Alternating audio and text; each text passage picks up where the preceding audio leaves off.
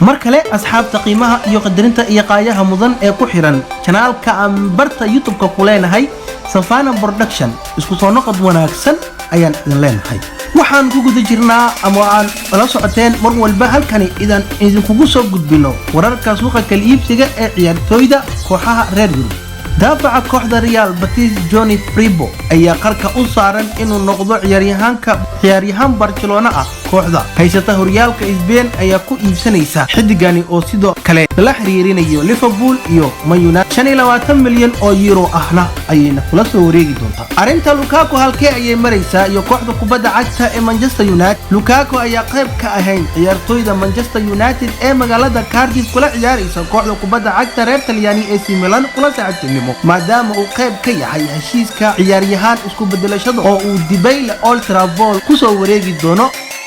mana doonayaan inay halis geliyaan inta uu heshiiska ka dhamaanayo isla kooxda kubadda cagta reer Ingiriis ee Manchester United iyo waxyaabaha ku soo kordhay Manchester United ayaa ugu dambeyn dhameystirtay saxiixa daafaca dhexe ee Leicester City Harry Maguire oo ay kula soo wareegayso 85 milyan oo geni ah waxa heshiiska ka dhiman inay ciyaaryahanka heshiis shakhsiyadeed ay gaaraan kadibna uu maro tijaabo caafimaad kooxda kubadda cagta iyo Manchester City tababaraha Manchester City Guardiola ayaa ka hadlay wararka Leroy Sané lala xiriirinayo Bayern Munich isagoo yiri wax badan ayaan ka jawaabay su'aashani waan ogahay wararka xanta ee socda wax badan ayaan sheegay inaan celinaynin ciyaaryahan rabo inuu baxo laakiin ciyaaryahankani waxba iima sheegin waxaan doonaynaa inuu nala sii joogo ayuu hadalkiisii ku sii diray weeraryahanka Paris Saint-Germain Kylian Mbappé ayaa aamusnaanta ka baxay waxa uuna maanta shaaca ka qaaday inuu si shakhsi ah ugu sheegay Neymar inuu sii joogo Paris Saint-Germain oo iska iloobo Barcelona xidiga qadka dhexe ee Sporting Lisbon Bruno Fernandes ayaa ka tagay xarunta tababarka kooxda kadib markii uu kulan la qaatay madaxda kooxda si uu u dhameystiro ka bixitaanka kooxdaasi waxaana wada hadallo kula jira kooxaha Manchester United iyo Tottenham Hotspur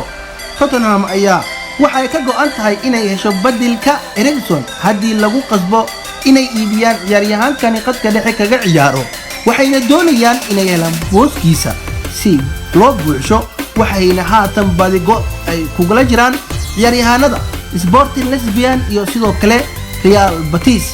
ugu dambeyntii asxaabta qiimaha iyo qadarinta iyo qaayaha mudan ee nagala socda Savannah Production waxaan idin leenahay qaybihii ugu dambeeyay ee barnaamijka ayaan isla soo gaarnay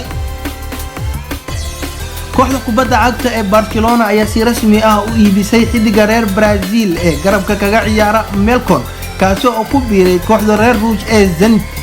oo ku iibisay 40 milyan oo euro cash ah iyo 5 milyan loo eegi doono qaab ciyaareedkiisa wacan